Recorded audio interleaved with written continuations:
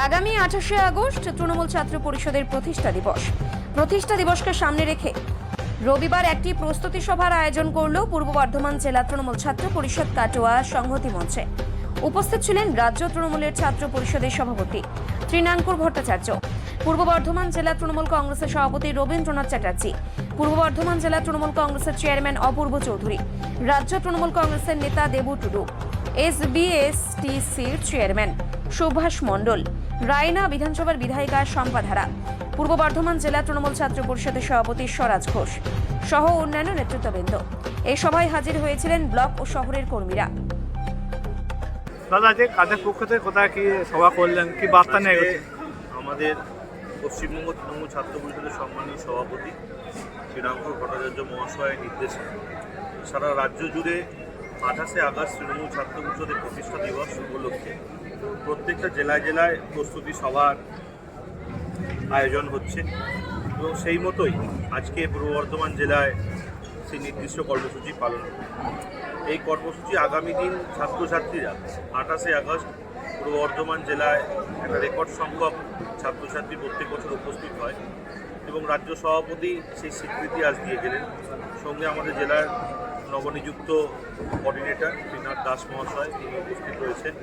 আজকের কাটোয়া শহর হোস্ট ছিলেন এই মিটিংয়ের, সেই কাটোয়া শহরের সভাপতি কর্মী শেখ মহাশয় এবং সর্বোপরি জেলার সভাপতি আমাদের অভিভাবক মাননীয় রবীন্দ্রনাথ চট্টোপাধ্যায় মহাশয়, জেলার চেয়ারম্যান শ্রী অপূর্ব চৌধুরী মহাশয় সহ এসবিএসটিসির চেয়ারম্যান থেকে শুরু করে বিধায়করা উপস্থিত ছিলেন, জেলা পরিষদের কর্মাধ্যক্ষরা উপস্থিত ছিলেন, এছাড়াও প্রাক্তন জেলা সভাপতি ছিলেন, জেলার এবং রাজ্যের যারা রাজ্য তৃণমূল ছাত্র পরিষদে যারা জেলার নেতৃত্বে আছেন তারা উপস্থিত ছিলেন।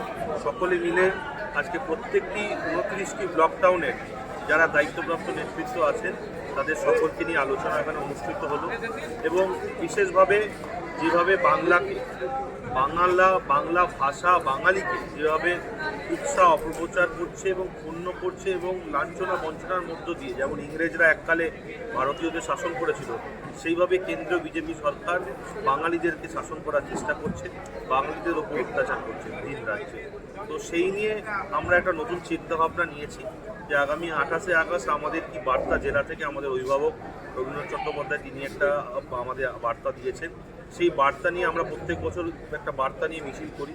আর বিগত বছরও আমরা যেভাবে মমতা বন্দ্যোপাধ্যায় নারী শক্তিকে প্রাধান্য দিয়ে সারা পশ্চিমবঙ্গে নারী সুরক্ষা যেগুলো প্রতিশ্রুতি ভিন রাজ্যে হতো কিন্তু বাস্তবায়িত হতে পারেনি, কিন্তু পশ্চিমবাংলায় প্রত্যেকটা জায়গায় নারী শক্তিকে বাস্তবায়িতভাবে সেই যে তার রূপ নারীর যে শক্তি সেটাকে কিন্তু মমতা বন্দ্যোপাধ্যায় করে দেখিয়েছে। সেই নিয়ে আমরা কলকাতার রাজপথে মিছিল করেছিলাম।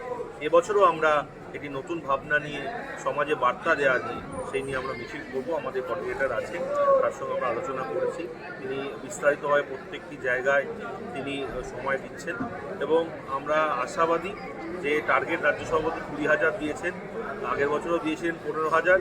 সত্যি করে বন বিরোধীরা যে বন ডেকেছিল তাই হয়তো কিছুটা আমরা ট্রেনে আটকে গেছিলাম, কারণ হুগলি এবং বিভিন্ন জায়গায় বিস্তীর্ণ এলাকায় তারা লাইন অবরোধ করেছিল, তাই জন্য হয়তো আমরা ঠিক সঠিক টাইমে পৌঁছতে পারিনি। কিন্তু তাতেও যতই অবরোধ করুক যাই করুক কিন্তু 28শে আগস্টের সভাকে কোনোদিন তারা সাফল্যমণ্ডিত তোলা থেকে আটকাতে পারেনি।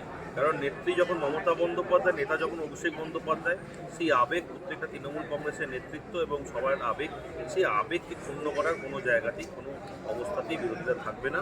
আগামী দিন পূর্ব বর্ধমান জেলা থেকে যে টার্গেট দিয়েছে আমরা সেই টার্গেট ম্যাচ করব। আপনার নাম পরিচয়? স্বরাজ ঘোষ, সভাপতি, পূর্ব বর্ধমান জাতীয়